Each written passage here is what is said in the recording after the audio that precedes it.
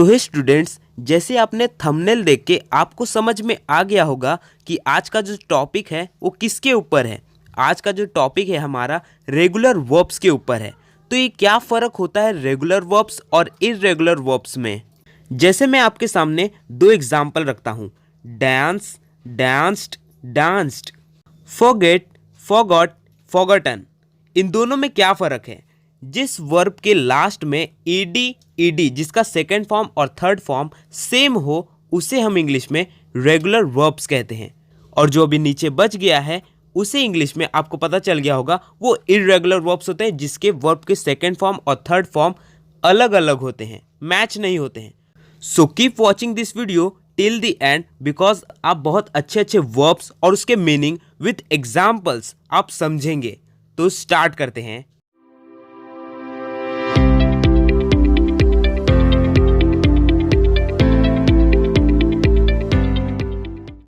तो हमारा सबसे पहला है एक्सेप्ट, जिसका मतलब होता है स्वीकार करना या फिर मान्य करना। जैसे इसकी वर्ब की जो फॉर्म है मैंने यहाँ पे बताई हुई है, आप देख सकते हो। हम एग्जाम्पल से समझते हैं। मैं अपनी गलती स्वीकार करता हूँ। मैं अपनी गलती स्वीकार करता हूँ, करता हूँ। तो यहाँ पे वर्ब की फर्स्ट फॉर्म आएगी, I accept my mistake. I accept क्या स्वीकार करता हूँ? गलती, अपनी गलती, माई मिस्टेक। अमित ने जॉब ऑफर को स्वीकार किया। ये पास्ट फॉर्म में हो गया, मतलब भूतकाल में किया था। Amit accepted the job offer. Accept, accepted, किया। Amit accepted the job offer. दूसरा देखते हैं, वो भी बहुत मजेदार है आपके सीखने के लिए। एडमायर, एडमायर जिसका मतलब होता है प्रशंसा करना। प्रशंसा करना, वो आपकी प्रशंसा करता है, वो आपकी प्रशंसा करता है। He admires you, he admires you। मैंने उसकी मेहनत की प्रशंसा की है। मैंने उसके मेहनत की प्रशंसा की है, किया है। ये प्रेजेंट परफेक्ट फॉर्म है। इसके साथ हमें हैज या फिर हैव प्लस उसके साथ वर्ब की थर्ड फॉर्म लगानी होती है। तो हमारी वर्ब की थर्ड फॉर्म क्या हो जाएगी? एडमायर्ड। जैसे आई हैव, आई के साथ हैव लगेगा। I have admired his hard work. I have admired his hard work. Third है एडॉप्ट। एडॉप्ट ये तो आपने बहुत बार सुना होगा, गोद लेना। एडॉप्ट, गोद लेना। वो हर साल 4 बच्चों को गोद लेती है। वो हर साल 4 बच्चों को गोद लेती है। शी एडॉप्ट्स, लेती है, शी है तो यहाँ पे डज लगेगा वर्ब के साथ। She adopts 4 children every year. She adopts किसे गोद लेती है? 4 चिल्ड्रन। कब? एवरी ईयर, हर साल। मेरे अंकल ने मुझे गोद लिया। मेरे अंकल ने मुझे गोद लिया। My uncle adopted me.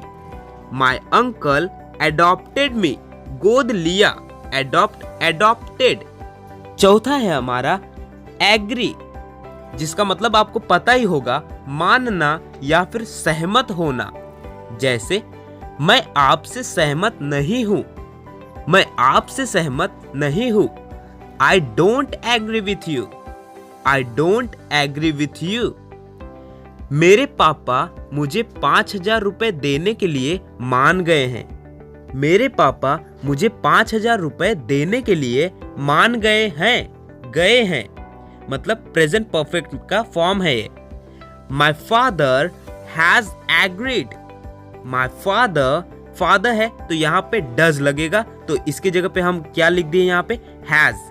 My father has a verb की third form, agreed to give me 5,000 rupees। to give me 5,000 rupees। has, have plus उसकी verb की थर्ड फॉर्म। तो यहाँ पे have न लगाते हुए हमने has लगाया, क्योंकि my father है इसलिए। अगर एक से ज्यादा होते तो हम यहाँ पे have लगाते। allow, जिसका मतलब होता है अनुमति देना। अनुमति देना, किसी काम के लिए अनुमति देना। मेरे बॉस टेलीफोन यूज करने के लिए अनुमति नहीं देते हैं। मेरे बॉस टेलीफोन यूज करने के लिए अनुमति नहीं देते हैं। My boss doesn't allow me to use the telephone. My boss doesn't allow me मतलब अनुमति नहीं देते हैं। टू यूज द टेलीफोन, मुझे नहीं लगता वो इसे अनुमति देगा। मुझे नहीं लगता वो इसे अनुमति देगा। मुझे नहीं लगता, आई डोंट थिंक। मुझे नहीं लगता, आई डोंट थिंक वो इसे अनुमति देगा। He would allowed it. He would allow it, वो इसे अनुमति देगा। He would allow it. He would allow it. जब आप कभी भी कोई चीज़ फ्यूचर के लिए मतलब आपको लगता नहीं कि ये ऐसा होगा, पर लेकिन सेंटेंस देखो देगा गा में है, इसलिए हमने यहाँ पे विल का यूज़ न करते हुए वुड का यूज़ किया, क्योंकि आपको भरोसा नहीं है कि वो अनुमति देगा या नहीं देगा, तो इसके लिए हमने यहाँ पे वुड का यूज़ किया। अपीयर, अपीयर जिसका मतलब होता है प्रकट होना। प्रकट होना मतलब प्रकट ना हो जाना, जैसे एका एक दिखाई दे देना, ऐसा कुछ प्रकट हो जाना। जैसे वो मेरे घर में प्रकट होता है, जैसे हम बोलते हैं ना वो मेरे घर पे प्रकट हो जाता है, मतलब आ जाता है अचानक एकदम। ही appears in my house. He appears in my house. बस अचानक कोने से दिखाई दी। बस अचानक कोने से दिखाई दी। Suddenly the bus appeared from round the corner. Suddenly the bus appeared from round the corner. दिखाई दी पास्ट फॉर्म है, इसके लिए अपीयर्ड हो गया। आर्ग्यू, आर्ग्यू जिसका मतलब होता है बहस करना, ये भी आपके सीखने के लिए बहुत काम की वर्ब है। आर्ग्यू बहस करना। अजय हमेशा मुझसे बहस करता है। अजय हमेशा मुझसे बहस करता है।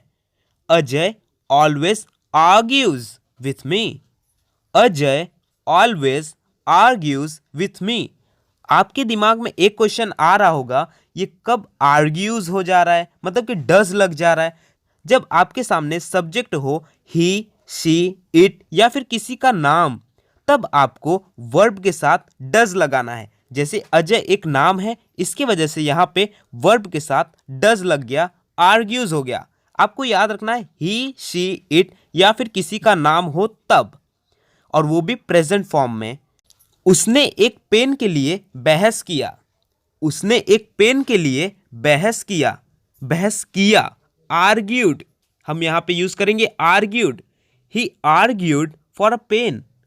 ही आर्ग्यूड फॉर अ पेन। तो अगला हमारा वर्ब है अरेस्ट।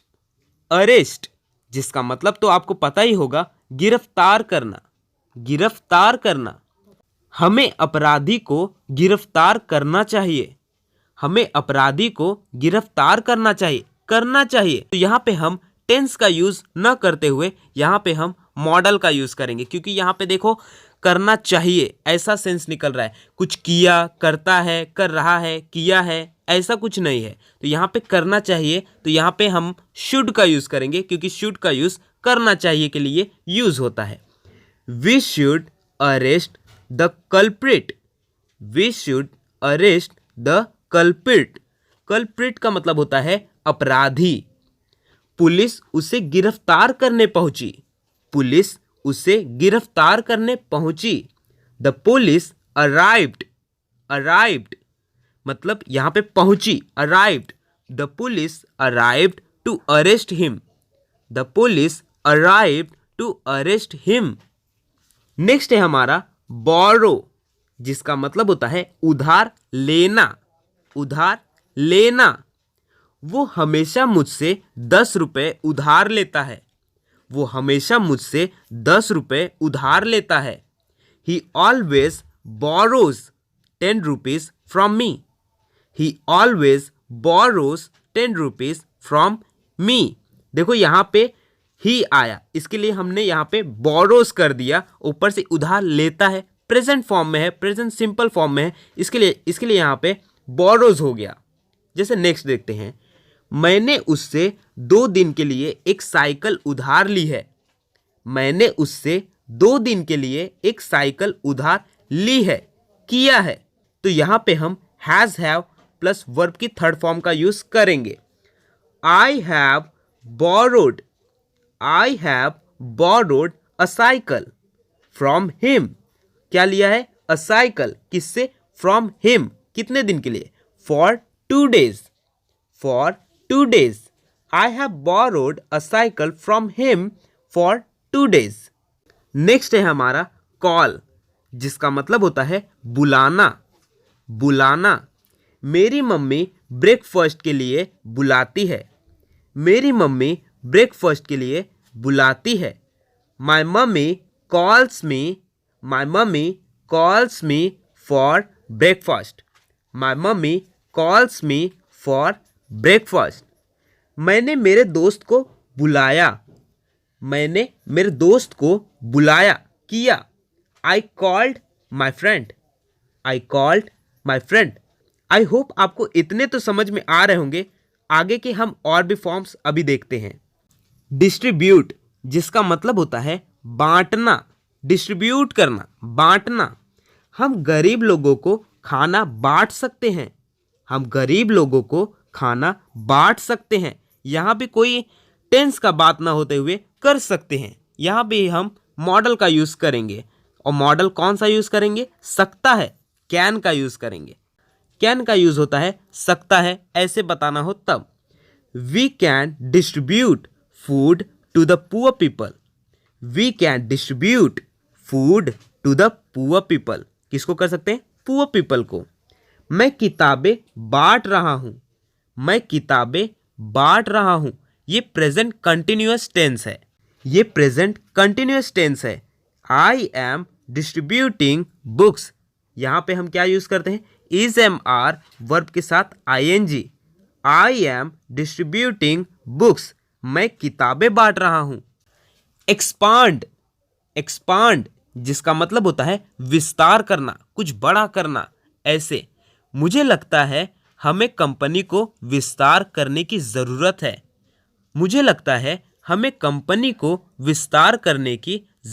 है। I think we need to expand. ज़रूरत है। We need to expand the company. I think we need to expand the company. किसको? द कंपनी को विस्तार करने की हमें ज़रूरत है। सरकार ने एयरपोर्ट बढ़ा दिए हैं। The government has expanded. दिए हैं, किया है। The government has expanded the airport. Expanded verb की third form. The government has expanded the airport. Explain, ये ऐसा वर्ड है जो बहुत बार डेली यूज में किया ही जाता है। समझाना। क्या मैं तुम्हें समझा सकता हूँ? ये आप क्वेश्चन पूछ रहे हो। क्या मैं ऐसा कर सकता हूँ? Can I explain you? और लास्ट में क्वेश्चन फॉर्म, क्योंकि आप पूछ रहे हो। हाँ, आप मुझे समझा सकते हैं। Yes, you can explain me. अगला है हमारा फॉरवर्ड, जिसका मतलब होता है आगे बढ़ाना। इस मैसेज को आगे बढ़ाओ। Please forward this message. उसके लिए आगे बढ़ना मुश्किल होगा। Moving forward must be difficult for him. Moving forward मतलब आगे बढ़ना। Moving forward must be difficult होगा, मुश्किल होगा। किसके लिए? फॉर हिम, उसके लिए। गैम्बल, जिसका मतलब होता है जुआ खेलना। ये बोलते हैं ना गैम्बलिंग, जुआ खेलना। वो क्लब में जुआ खेलता है। ये प्रेजेंट सिंपल फॉर्म है, खेलता है। ही गैम्बल्स इन द क्लब। देखो यहाँ पे भी ही था और प्रेजेंट फॉर्म है, इसके लिए गैम्बल के साथ गैम्बल्स हो गया। जुआ खेलना अच्छी बात नहीं है। Gambling is not a good thing. Gambling is not a good thing. ये ना ये टेंस है ना ही ये मॉडल का यूज करेंगे, ये एक सीधा साधा एक सेंटेंस है। Gambling is not a good thing. Harass, harass जिसका मतलब होता है सताना, सताना। मुझे मत सताओ, मुझे मत सताओ। डोंट हरैस मी, डोंट हरैस मी। मैंने उसे नहीं सताया, मैंने उसे नहीं सताया। I didn't harass him, I didn't harass him. मैंने उसे नहीं सताया। हिम के जगह पे अगर लड़की होगी तो आप हर का भी यूज कर सकते हो, जैसे I didn't harass her. Quarrel, quarrel जिसका मतलब होता है झगड़ना, झगड़ना। वो कल मुझसे झगड़ा करेगा, वो कल मुझसे झगड़ा करेगा। ऐसा फ्यूचर की बात है, वो ऐसा करेगा। He will quarrel with me tomorrow, he will quarrel with me tomorrow. मैं आपसे झगड़ा करना चाहता हूं, मैं आपसे झगड़ा करना चाहता हूं। करना चाहता हूं यहां पे हम यूज करेंगे want to या फिर wants to, पर I है तो यहां पे हम क्या यूज करेंगे want to। I want to quarrel with you, I want to quarrel with you। want to का मतलब ही होता है चाहता हूं, कुछ करना चाहता हूं, मैं आपसे झगड़ा करना चाहता हूं। रेज, रेज जिसका मतलब होता है आवाज उठाना, आवाज उठाना। जैसे कुछ गलत चल रहा हो तो आप आवाज उठाते हो, तो वहां पे आप रेज का यूज कर सकते हो। उसने गरीबों के खिलाफ आवाज उठाई, उसने गरीबों के खिलाफ आवाज उठाई। He raised his voice, he raised his voice उठाई की, he raised his voice against the poor people, against the poor people. He raised his voice against the poor people. Invite, invite जिसका मतलब तो आपको पता ही होगा, आमंत्रित करना, आमंत्रित करना। मैं आपको पार्टी में बुलाना चाहूंगा, मैं आपको पार्टी में बुलाना चाहूंगा, आमंत्रित करना चाहूंगा। I would like to invite you to the party, I would like to invite you to the party. उसने उसे संगीत कार्यक्रम में जाने के लिए आमंत्रित किया, उसने उसे संगीत कार्यक्रम में जाने के लिए आमंत्रित किया। मतलब कोई तो एक लड़का है जिसने उसे आमंत्रित किया एक संगीत कार्यक्रम में।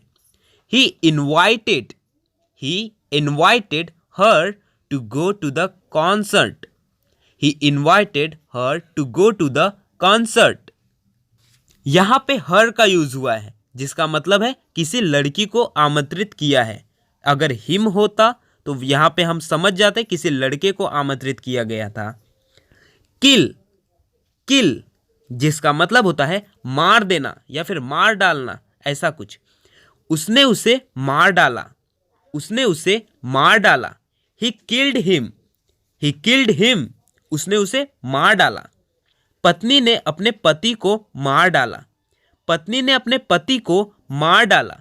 The wife killed her husband, the wife killed her husband. इधर भी पास्ट फॉर्म है और पहले वाले एग्जाम्पल में भी पास्ट फॉर्म था। पत्नी ने अपने पति को मार डाला, the wife killed her husband.